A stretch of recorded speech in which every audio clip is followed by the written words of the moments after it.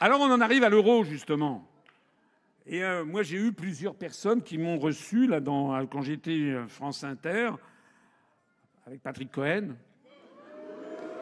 Quand j'ai été...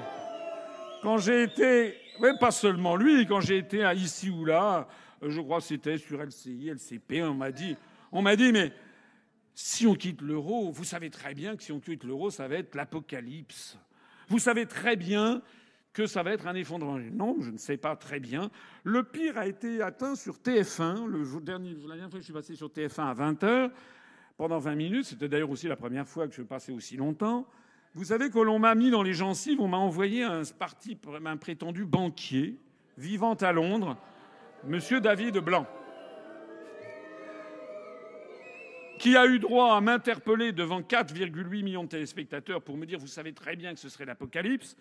Et quand j'ai voulu répondre, j'ai eu droit à 25 secondes et après, il fallait changer de sujet. C'est-à-dire qu'on m'a interdit de répondre, en fait. Ce monsieur, j'en profite pour le dire ici et pour le répercuter sur Internet, monsieur David Blanc, ce banquier, n'est pas tout blanc, justement. Ce monsieur faisait partie de l'équipe de campagne de Juppé 2017.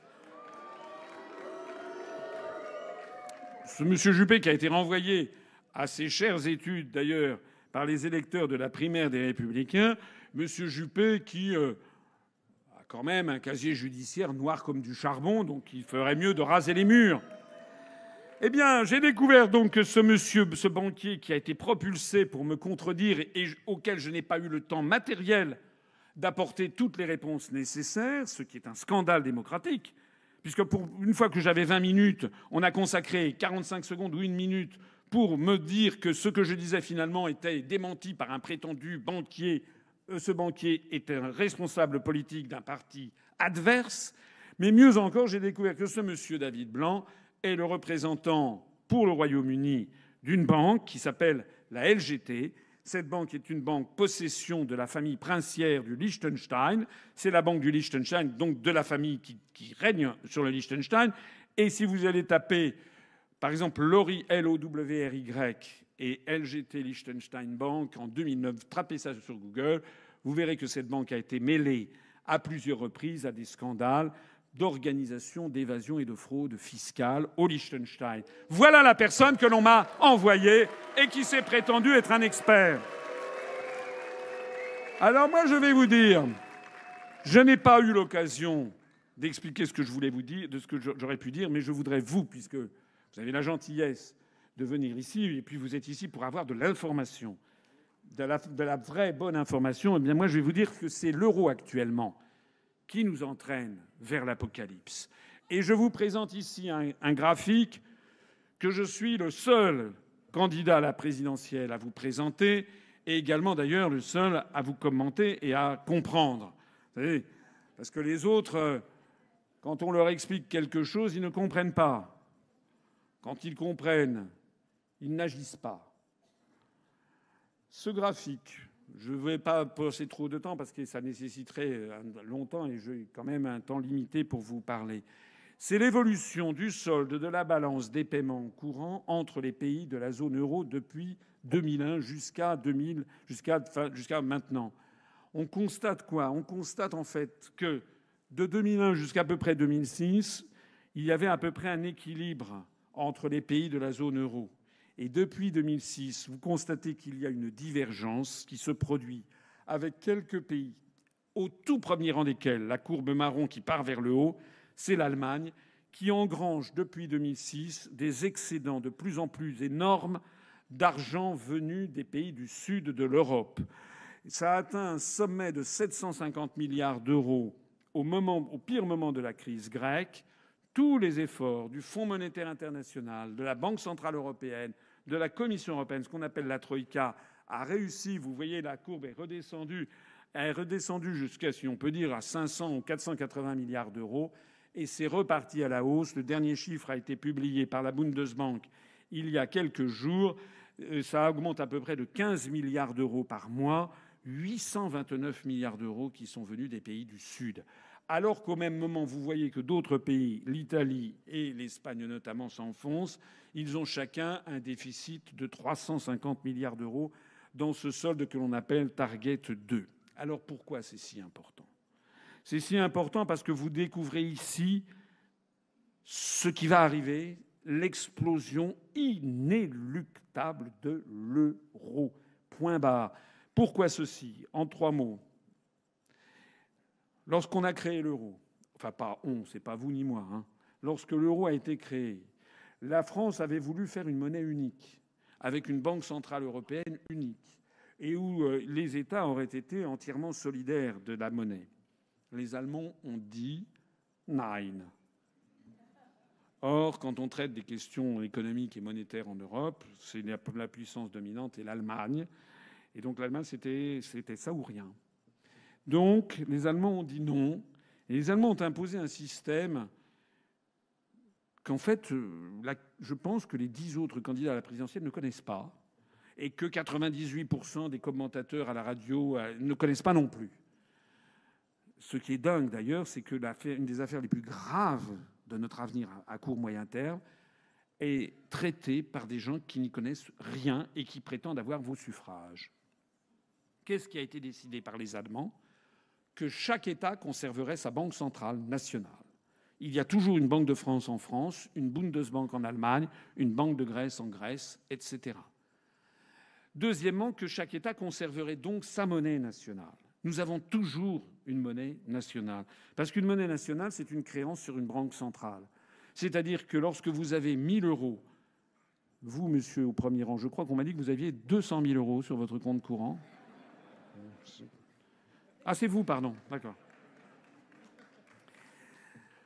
Vous avez 200 000 euros au Crédit Lyonnais sur la Canebière. Je ne sais pas s'il y a un Crédit Lyonnais sur la Canebière. Ah, ben voilà. 200 000 euros. Ce qu'il faut savoir, c'est que quand vous avez 200 000 euros sur votre compte, mais si vous avez 20 euros, c'est pareil, ce sont des créances sur la Banque de France. Bon, c'est clair. Mais lorsque des Allemands ont 200 000 euros sur leur compte à la banque, je sais pas, à la Deutsche Bank à Düsseldorf, c'est 200 000 euros de créances sur la Bundesbank. C'est clair? C'est un système qui a été créé par les Allemands pour que ce soit facilement réversible. Ça veut dire que lorsque la France, l'Allemagne sont entrés dans l'euro, on a gardé les monnaies nationales, qui sont des créances sur les banques centrales respectives, mais on a changé le nom.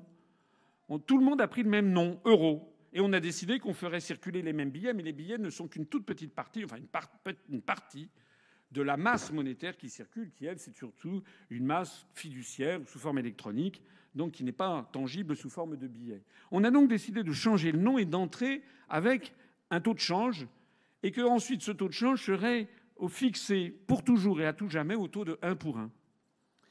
Alors qu'est-ce qui se passe? Et il se passe que vous avez, monsieur... Vous pouvez bénéficier du principe européen de libre établissement. Vous pouvez donc ouvrir un compte à la banque, au Crédit Lyonnais de Berlin, dans une banque commerciale située en Allemagne. Vous avez le droit. Vous avez par ailleurs, article 63 du TFU, la libre circulation des mouvements de capitaux. Vous pouvez donc transférer vos 200 000 euros de l'agence du Crédit Lyonnais de la Canebière à l'agence du Crédit Lyonnais sur le Kurfürstendamm, l'équivalent de la Canebière, à Berlin. Vous avez le droit. Donc vous aurez 200 000 euros sur votre compte en Allemagne. Sauf que, comme je vous l'ai dit tout à l'heure, votre citrouille va se transformer en carrosse au passage, puisque les 200 000 euros de créances sur la Banque de France que vous avez ici vont devenir, du fait que vous avez un compte désormais dans une banque commerciale en Allemagne, 200 000 euros de créances sur la Bundesbank. Voilà l'origine de l'explosion nucléaire qui est en cours. Et pourquoi donc? Parce que lorsque l'euro va éclater, va exploser. Or, toutes les monnaies plurinationales de l'histoire ont toujours explosé. Eh bien, si vous avez 200 000 euros sur votre compte courant au Crédit Lyonnais sur la Canebière, ça se transformera en 200 000 francs. La nouvelle monnaie nationale française qui reprendra son nom. Mais si vous avez 200 000 euros au Crédit Lyonnais de Berlin, ça deviendra 200 000 Deutsche Mark. Or, tout le monde sait que, du fait de l'évolution divergente des compétitivités depuis la création de l'euro en 1999, c'est-à-dire il y a 18 ans, la compétitivité de l'économie allemande s'est améliorée de 21% par rapport à l'économie française. Donc, on anticipe, tous les économistes sont à peu près d'accord, Fonds monétaire international, ING, Nomura, Natixis, etc., que le nouveau franc devrait perdre environ 6 à 10% par rapport au cours pivot vis-à-vis du dollar, mais que le Deutsche Mark prendra à peu près 15 à 20% par rapport au même cours pivot. Donc si vous avez placé votre argent en Allemagne, eh bien vous ferez une plus-value d'environ 35%, ou 30%, excusez-moi, par rapport au fait que vous l'ayez laissé en France. Et si vous l'avez mis, si vous êtes grec, et que votre compte est la banque du Pirée à Athènes, la drachme nouvelle, elle, la créance sur la banque de Grèce, perdra 40 à 50%. Donc si vous êtes un milliardaire grec, si vous êtes le petit-fils d'Onassis, qu'est-ce que vous faites? Vous vous dites que vous préférez mettre tout votre argent en Allemagne parce que, en gros, vous aurez multiplié par 2 votre fortune par rapport à si vous la laissez en Grèce au moment de l'explosion. C'est ça que ça veut dire. Alors c'est pas la seule raison de cette montée permanente de fonds d'espèces venues du Sud pour aller en Allemagne, comme vous le voyez essentiellement, mais également il y a d'autres courbes qui sont au-dessus de zéro. C'est la Finlande, les Pays-Bas et le Luxembourg, mais c'est essentiellement l'Allemagne où les gens vont placer leur argent. Voilà. Ça n'est pas la seule raison de ce flux. C'est également le fait que la monnaie européenne est une cote mal taillée entre la compétitivité de l'économie allemande qui part très très rapidement vers le haut, comme ça a toujours été le cas depuis d'ailleurs 1949, et la compétitivité des pays du Sud, parce que plus on va vers le Sud, en gros, et de façon schématique, plus l'augmentation de la compétitivité est faible par rapport à celle de l'Allemagne. Et donc, on a des déficits commerciaux de plus en plus massifs des pays du Sud vis-à-vis de l'Allemagne et des excédents commerciaux de plus en plus massifs de l'Allemagne vis-à-vis des pays du Sud. La France, elle, étant un peu entre les deux, vous voyez que la France, dans ce système, a un solde négatif de 10 milliards d'euros. Alors pourquoi est-ce que ceci est excessivement important? Parce que la contrepartie juridique et comptable de ce système, c'est que quand il y a 200 000 euros qui sont arrivés en Allemagne, il faut bien que ça arrive dans une banque, mais il faut bien que ça soit comptabilisé quelque part au niveau des banques centrales. C'est-à-dire qu'en fait, la Bundesbank, la banque centrale allemande, est obligée de constater dans ses comptes, à l'actif de son bilan, la contrepartie, c'est 200 000 euros de créances sur la Banque de France. Les 829 milliards d'euros. Il faut savoir qu'avant que tout ceci ne commence, au milieu, là, jusqu'en 2007, le bilan de la Bundesbank, c'était 250 milliards d'euros. Et vous voyez que depuis, ils se sont ramassés en plus 829 milliards d'euros. Vous voyez par rapport au bilan d'origine comment ça déstabilise complètement le bilan de la Bundesbank.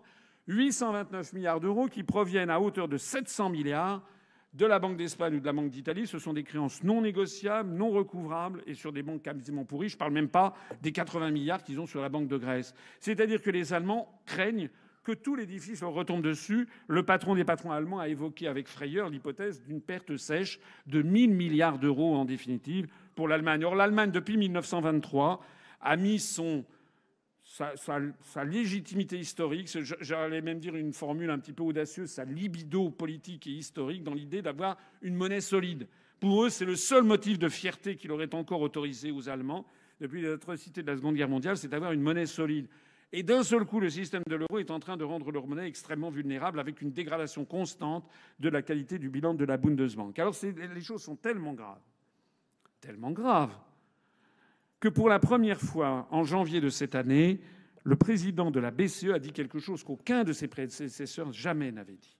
Parce que tous ses prédécesseurs avaient toujours maintenu la fiction selon laquelle jamais l'euro ne pourrait se désintégrer.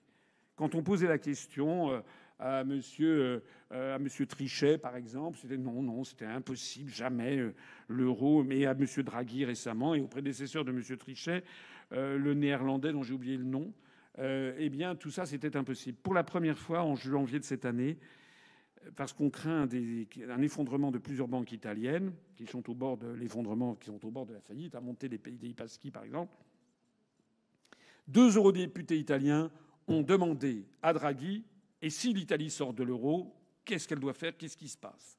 Et pour la première fois, et ça a été scruté, je peux vous le dire, par les spécialistes du Wall Street Journal, du Financial Times, de la petite planète financière, parce que ce sont des centaines de milliards d'euros et donc de dollars qui sont derrière, M. Draghi, pour la première fois, au lieu de dire, comme d'habitude, il est impossible que l'euro se désintègre, il a dit le contraire. Il a dit un pays sortant de l'euro Je rappelle au passage qu'on ne peut pas sortir de l'euro sans sortir de l'Union européenne. Il n'y a pas d'article qui le permette juridiquement dans les traités.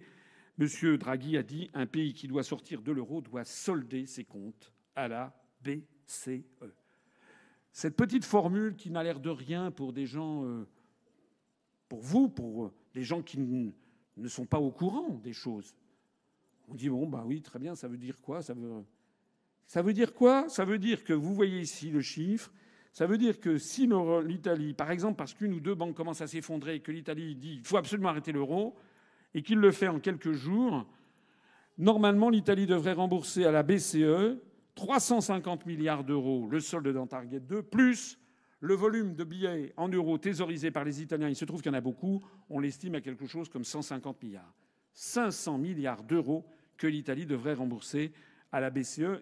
Plus exactement, il ne le fera pas parce qu'il ne les a pas. Donc l'Italie sortira en disant « Je suis désolé, je n'ai rien ». Et donc la BCE constatera une perte de 500 milliards d'euros. Et la perte de 500 milliards d'euros sera déférée, transférée aux 19 pays membres de ce que l'on appelle l'eurosystème, dont la France. Or, la France possède 20% de l'eurosystème. Ça veut dire qu'on va venir nous dire « Mais écoutez, chers mesdames et messieurs, voilà, la France doit payer, éponger les pertes à hauteur de 20%. 20% de 350 plus 150, c'est-à-dire de 500. Ça fait en gros 100 milliards d'euros qui vont tomber sur le coin du museau des contribuables français en attendant que l'Espagne fasse pareil. C'est-à-dire que la véritable apocalypse, c'est celle que je vous présente. C'est ce qui explique que Joseph Stiglitz, prix Nobel d'économie, il y a 2 ans ou 3 ans, avait dit « Ce sont les pays qui sortiront de l'euro les premiers qui s'en sortiront le mieux ». Et c'est ce qui explique pourquoi il est urgent de sortir de l'euro, parce que comme vous le voyez actuellement, si la France sort de l'euro, elle doit payer 10 milliards d'euros à la BCE, plus une quote-part des billets de banque. Mais les Français thésaurisent très peu les billets de banque, à la différence des Italiens. Et puis on fera des billets de banque dans le sens inverse en francs. Donc en gros, les spécialistes pensent qu'il y aurait à peu près 10 milliards d'euros supplémentaires. Donc la France pourrait s'en sortir en payant 20 milliards d'euros, ce qui est une somme très importante. Mais 20 milliards d'euros, c'est finalement ce qu'on lâche en 2 ans à l'Union européenne, puisqu'on lâche 9 milliards d'euros chaque année. Donc si on sort de l'euro maintenant, on paye 20 milliards. Si on attend que l'échafaudage commence à nous tomber dessus, on risque de se ramasser 100 milliards avec l'Italie, 120 ou 130 avec l'Espagne, parce que c'est comme les 10 petits nègres, vous savez, le roman d'Agatha Christie. À chaque fois, il y aura de moins en moins de pays pour prendre de plus en plus la masse des créances. Au total, on pourrait s'en sortir par un effondrement financier et une ponction financière sur la richesse nationale absolument énorme. C'est ça l'apocalypse qui est en train d'arriver. En réalité, vous vous posez sans doute quelques questions sur l'euro. Je vais essayer d'y répondre vite. Il y a des gens qui vous disent l'euro va perdre 80% de sa valeur. Et pourquoi pas 310% aussi. Il ne faut pas exagérer. Imaginez que l'euro perde 80% de sa valeur. Ça voudrait dire qu'il y aurait des soldes de 80%. Ça voudrait dire, par exemple, une bouteille de champagne de 30 €, vue de Washington, de Tokyo, ou de Pékin, ou de Johannesburg, ou de Rio de Janeiro, les importateurs, d'un seul coup, c'est comme si elle ne valait plus que 6 €. Donc il y aurait évidemment une demande. Il y aurait évidemment une immense demande mondiale qui voudrait acheter du champagne, mais pas que, comme on dit maintenant. Voudrait acheter toutes les productions françaises qui seraient soldées à 80%. Donc il y aurait une fantastique demande mondiale pour acheter des produits français. Qui dit fantastique demande mondiale de produits français, donc demanderait une demande mondiale d'achat de francs. Et donc le franc grimperait à toute allure et remonterait à très haut niveau. Il faut être sérieux. Toutes les études, je l'ai dit tout à l'heure, laissent penser que le nouveau franc perdrait 6 à 10% par rapport au dollar. C'est cet objectif de 10% que nous fixerons à la Banque de France. Et pourquoi donc ? Parce que ça rendra cette monnaie compétitive avec notre économie externe. Ça permettra de relancer la machine économique, de faire baisser pour de bon le chômage de masse. On peut espérer que le nombre de chômeurs baissera de 1 à 2 millions des chômeurs de catégorie A en 2 ans. J'en prends ici l'engagement. Alors, il y a des gens qui me disent « Oui, mais si le nouveau franc se déprécie de 10%, est-ce que je vais perdre 10% de mon pouvoir d'achat ?» Réponse est non. D'abord parce que les produits importés ne sont que 30% des probables augmentations de la croissance. C'est ce qui se passe d'ailleurs au Royaume-Uni. Lorsqu'ils ont voté le Brexit, eux, ils n'étaient pas dans l'euro, mais la monnaie, la livre sterling, en fait, la Bank of England en a profité pour tirer argument du vote du Brexit pour faire déprécier la livre de 10%. Ils s'en portent parfaitement bien. Ils ont un taux de croissance qui a bondi à 2,4%. C'est le seul pays dont le FMI et l'OCDE, alors même que Mme Lagarde avait dit que le Royaume-Uni allait s'effondrer, toute honte bue quelques mois après, c'est le seul pays dont il a fallu réévaluer à la hausse le taux de croissance. Le nombre de chômeurs s'est effondré. On est à 4,6% de taux de chômage au Royaume-Uni contre 10,6% en France. Mais il y a encore mieux, c'est que cette croissance retrouvée va permettre justement de redonner du pouvoir d'achat aux Français. C'est-à-dire qu'au bout de 2 ou 3 ans, nous verrons le pouvoir d'achat augmenter brutalement, justement grâce à cette dépréciation monétaire. Alors, il y a encore des gens qui vous disent « Mais si on quitte l'euro, la dette publique et mon emprunt vont s'envoler ». J'ai entendu des gens qui disent « Voilà, l'euro va s'effondrer de 50%. » Ce qui est faux, ça sera au maximum de l'ordre de 10%. Deuxièmement, donc la dette publique va augmenter de 50%, on va être multiplié par 2. Et pourquoi donc? Au motif qu'il y aurait des étrangers qui auraient souscrit à cette dette, c'est ça? Eh bien, c'est un argument qui est totalement faux, puisque les dettes et les emprunts sont libellés dans des droits nationaux. 97% de la dette publique française est libellée en droit français. 98,5% de vos emprunts bancaires, par exemple, pour acheter un appartement ou une maison. Or, c'est une règle absolue du droit international. On appelle ça la lex monetae. C'est que lorsque vous avez un emprunt ou une dette qui sont contractés en droit national, cet emprunt ou cette dette sont remboursés en monnaie nationale du pays en question, quelle que soit la monnaie, à partir du moment où elle a valeur légale. Ça veut dire quoi? Ça veut dire que, par exemple, on l'a vu d'ailleurs lors du passage du franc ou du Deutschmark à l'euro, il y avait des investisseurs internationaux qui avaient acheté des obligations de l'Allemagne fédérale émises en Deutschmark dans les années, mettons, 94. Et puis à partir de 99, on leur a dit, chers messieurs ou mesdames, eh bien les dettes de la Bundesrepublik, de la République allemande, au lieu de vous être remboursées en Deutschmark, vont vous être remboursées en euros. Honnêtement, les investisseurs qui avaient acheté des obligations en Deutschmark, quand l'Allemagne leur a dit que ça va être remboursé en euros, il y en a quand même un certain nombre qui avaient de quoi un petit peu tordre le nez, parce que le Deutschmark était connu comme étant la monnaie la plus compétitive du monde, la plus forte, la plus solide, plus exactement, et leur dire qu'ils allaient être remboursés en euros, c'était moins évident. Eh bien, aucun créancier n'a pu protester, tout simplement parce que c'était comme ça.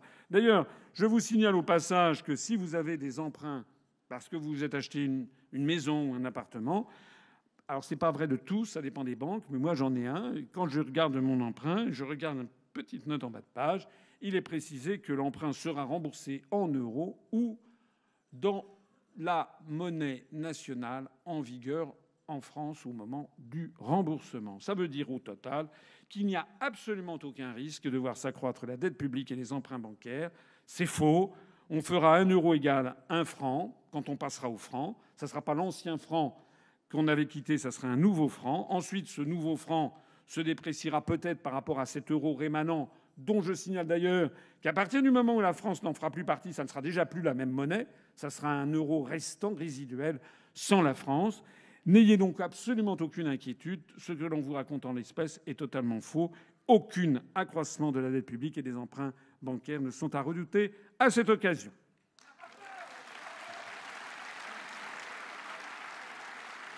Alors, j'ai été un petit peu long pour vous expliquer comment répondre aux objections qui sont faites. En tout cas, je vous montre au passage que je suis quelqu'un de sérieux et d'abord, je suis français comme vous. Parce qu'il y a des gens on a l'impression des gens qui me considèrent comme si j'étais venu je sais pas, de la planète Mars, que je disais n'importe quoi et que je m'apprêtais à y repartir.